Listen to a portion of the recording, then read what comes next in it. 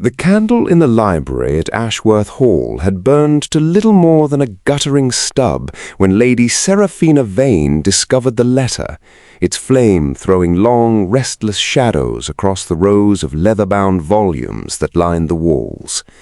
A draught slipped beneath the heavy oaken door and curled about her ankles, cold as a premonition, though she could not yet have named what it foretold.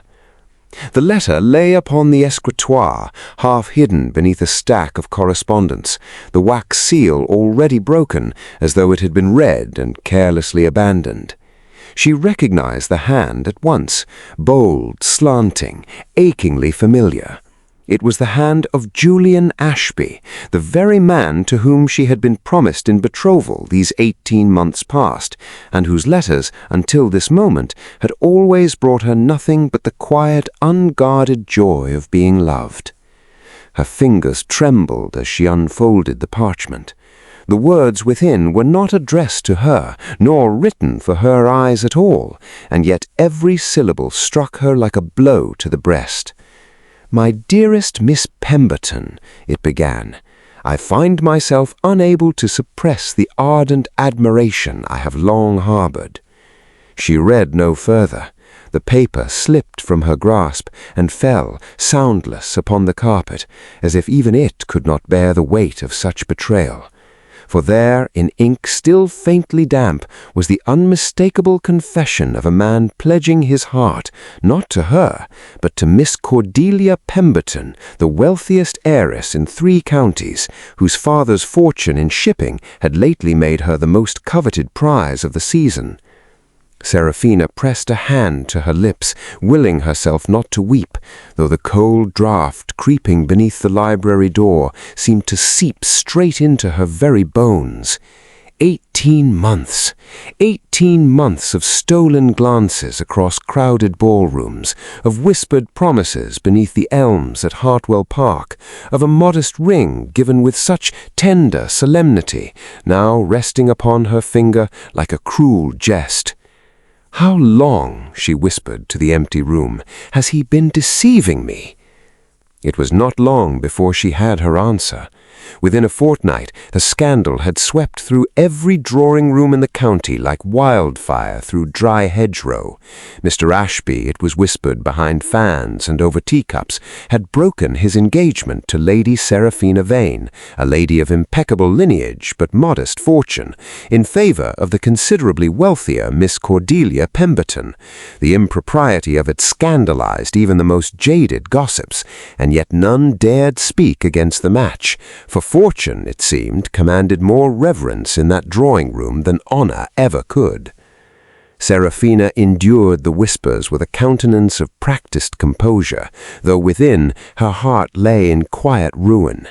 She attended the assembly at Lady Fenimore's that very week, gowned in pale silver silk that rustled softly with every measured step she took across the polished floor, the fabric whispering against her ankles like a secret she dared not share.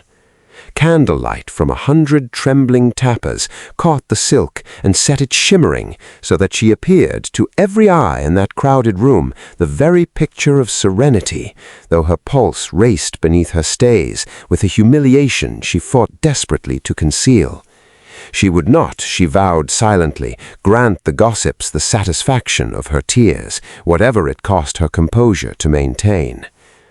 It was there, beneath the glittering chandeliers, that she first felt herself observed, not with pity, nor with mockery, but with something far more disquieting.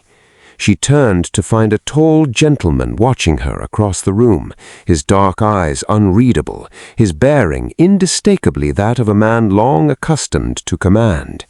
She did not yet know his name. She would not remain ignorant of it for long. Before we continue deeper into Lady Seraphina's story, if you find yourself longing to know what becomes of her, I do hope you will take just a moment to press that like button and subscribe to this channel. Every one of you who joins us here at the Duke's Lost Letters helps these forgotten tales of love and scandal continue to be told, and your support means more to this small corner of storytelling than you may know. Now, let us return to the ballroom, where fate was already weaving its quiet design. The gentleman crossed the room towards her, and the crowd parted before him as water parts before a ship of war. "Lady Seraphina, I believe," he said, his voice low and resonant. "I am Alastair Thorne, Duke of Ravensmore. I confess I have heard a great deal of you this evening, though precious little of it, I think, does you justice." She curtsied, startled by the directness of his gaze. "Your Grace is too kind. I fear the gossips have made quite a spectacle of my misfortune." "Misfortune," he repeated, as though tasting the word and finding it wanting. "I should call it folly, though not yours, my lady. A man who would forsake constancy for coin reveals himself a fool long before the wedding bells ever toll." Seraphina felt the warmth rise to her cheeks, unaccustomed as she was to such bold sincerity from a stranger. "You are remarkably frank, Your Grace." "I find I have little patience left for artifice, particularly when I observe a lady wronged who yet conducts herself with more dignity than the whole of this assembly combined." Word of their conversation, brief though it had been, spread through Lady Fenimore's ballroom before the final dance had even concluded. By morning, all of the county knew that the Duke of Ravensmore, a man who had resisted matrimony through 3 full seasons of determined mothers and ambitious daughters, had spoken at considerable length with the jilted Lady Seraphina Vane, and had, moreover, requested the hour of calling upon her the following week. Mr. Ashby, predictably, was not pleased. He encountered Seraphina in the rose garden behind Hartwell Park some days later, his countenance darkened by something resembling jealousy, though he surely had forfeited any claim to such sentiment. "You move quickly, Seraphina," he said, his tone clipped and cold. "The Duke of Ravensmore himself, calling upon you within a fortnight of our parting." "I was unaware," she replied evenly, refusing to let her voice waver, "that you retained any interest in where I bestow my attentions, Mr. Ashby, given how swiftly you bestowed your own elsewhere." "Cordelia's fortune will secure my family's estate," he said, as though the admission excused him entirely. "Surely you cannot fault a man for prudence." "I fault you," she said, her voice trembling now with a fury she had long suppressed beneath practiced composure, "for prudence, but for cowardice, for choosing comfort over constancy and calling it wisdom." She left him standing among the roses, his ardent justifications withering on his tongue, and did not once look back.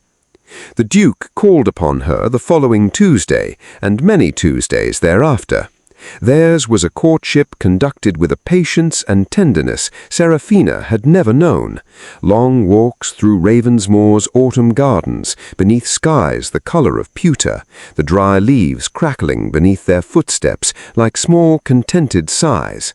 Quiet conversations beside the fire in his vast and echoing manor, while rain whispered against the window panes and the firelight danced golden across the high stone walls.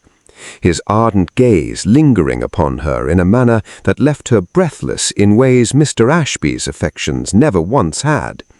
She found herself in those quiet hours daring to wonder whether a heart so thoroughly broken might yet be mended by a love that asked for nothing but honesty in return, and slowly, cautiously, she allowed herself to believe that it might.